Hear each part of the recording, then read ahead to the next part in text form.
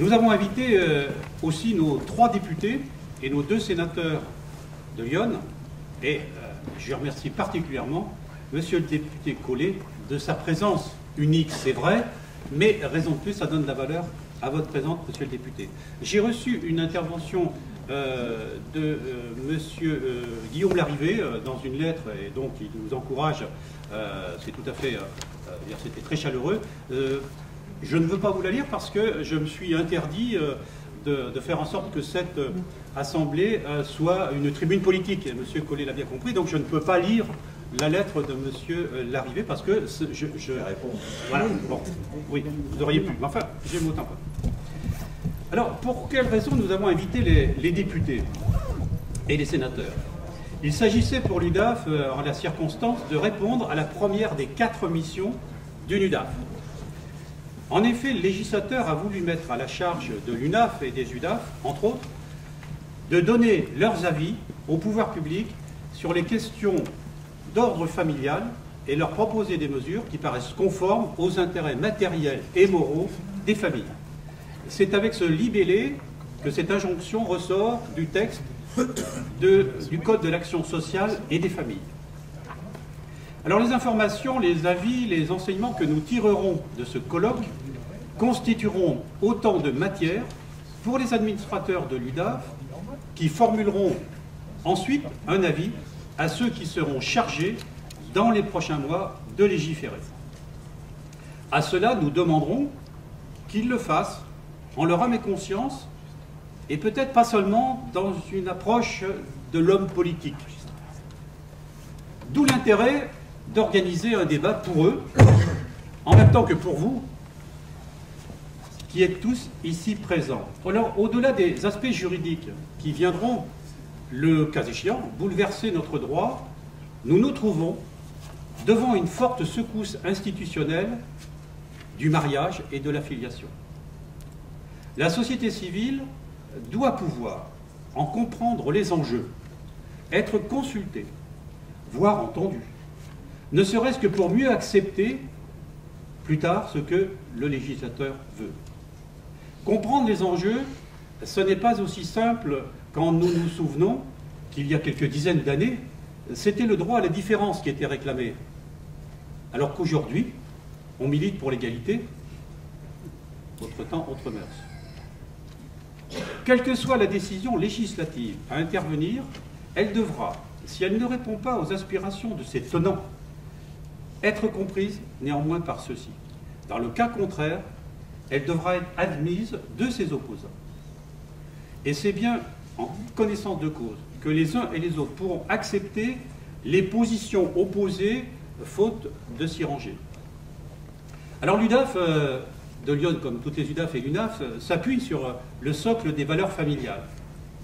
Mais elle se doit d'observer la société pour peut-être d'ailleurs en réfréner les excès. Elle se doit de le faire en observant, elle se doit de le faire en considérant qu'elle est, ou je soulignerai d'ailleurs, où doit être, le meilleur reflet de la sociologie, de la composition, de l'histoire, de la diversité des familles qu'elle représente.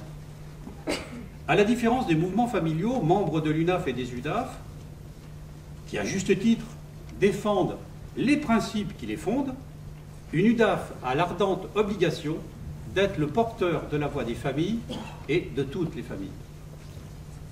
C'est de cela dont il s'agit aujourd'hui quand nous voulons nous informer, vous informer. Alors au regard de l'homoparentalité et du mariage entre personnes du même sexe, l'un étant la conséquence de l'autre, l'UDAF de Lyon, comme la plupart des UDAF, réclame l'échange constructif, réclame le débat pour une vraie construction d'un positionnement éclairé qui écarte le dogmatisme de principe, qu'il soit pour ou qu'il soit contre. L'UDAF n'est ni de droite ni de gauche. Nous réclamons donc un débat d'idées, en sachant que le sujet a fait partie des engagements de la campagne lors de la présidentielle. C'est au passage souvent ce que l'on me rétorque. Mais au risque de choquer certains ou de plaire à d'autres, et ça sera la seule saillie politique de mon propos, j'interroge sur ce que furent les 101 propositions du candidat Mitterrand, j'interroge sur ce qui est devenu la lutte contre la fracture sociale du candidat Chirac. J'interroge sur ce que fut la rupture du candidat Sarkozy. J'en appelle au réalisme pour voir ce que sont aujourd'hui certaines des promesses du candidat Hollande. Aussi bien donc, nous pouvons, il me semble, prendre le temps du débat au regard de la 31e proposition de ce dernier. Elle constitue un vrai phénomène sociétal qui dépasse la seule appréciation politique et encore plus politicienne. Trop d'idées reçues de part et d'autre, érigées en vérité révélée, faussent la perception. On parle de liberté, on parle d'égalité, soit.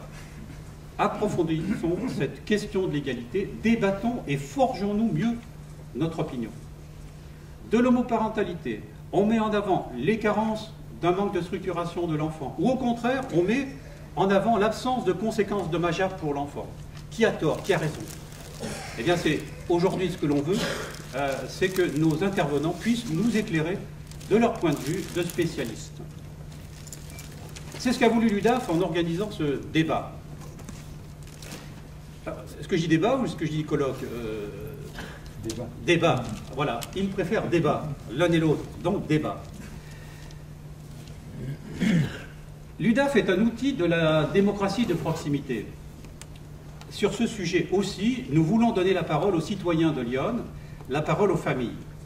Ainsi, nous allons créer un site spécifique pour cette soirée, dès la semaine prochaine, qui va permettre de repasser ce que va enregistrer aujourd'hui au CRTV. Ici présent, Pierre Julliet est à la manœuvre.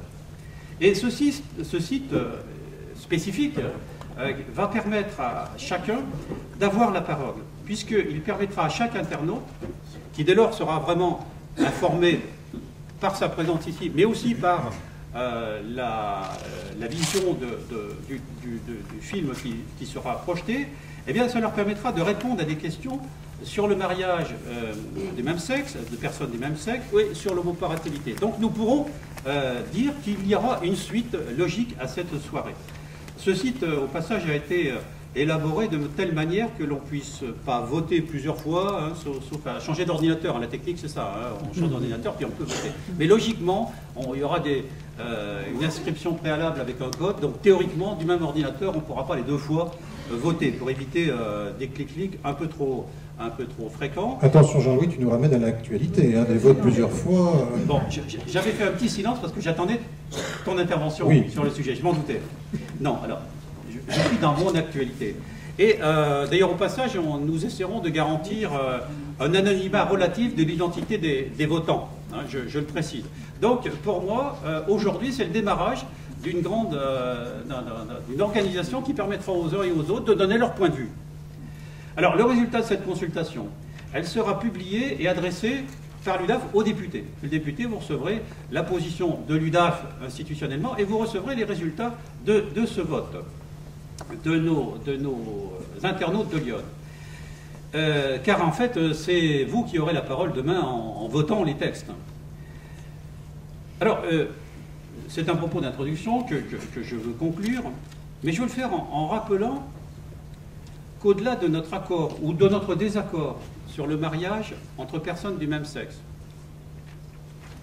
au-delà de notre réprobation ou de notre revendication de l'homoparentalité, nous ne sommes pas dans le virtuel. Nous parlons de personnes. Nous parlons de femmes, d'hommes, d'enfants, qui sont dans la cité, qui font partie de notre communauté de vie, qui peut-être nous entourent. Des femmes, des hommes, des enfants que l'on aime, qui aiment et qui s'aiment. Qu'ils soient ou qu'ils ne soient pas dans notre modèle familial personnel, pour autant qu'ils accordent aux autres la réciproque, ils ont le droit au respect et à la liberté de leur choix de vie. Et ce soir, nous allons le démontrer en n'étant pas, en prenant soin des mots que nous allons utiliser. Voilà, j'en ai terminé sur ce propos.